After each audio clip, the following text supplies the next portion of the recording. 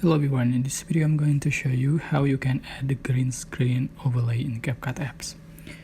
So for example, I'm going to open my project, or you can select new project and select your videos or photos you like to edit.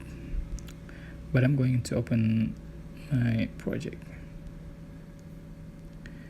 Alright, here's there is one photo and I'm going to add green screen overlay. So select overlay, click add overlay, and select your videos, the green screen videos or green screen photo. Then I'm going to open and I'm going to add the green screen photo.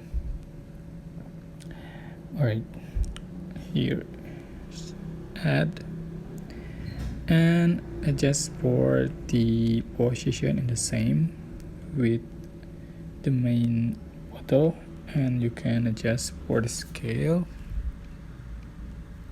like this. Click on the green screen overlay and then you can select cut out,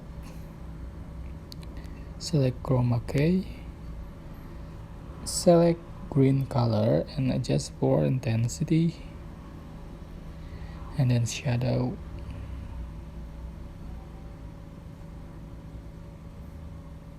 Click check mark. Here we go.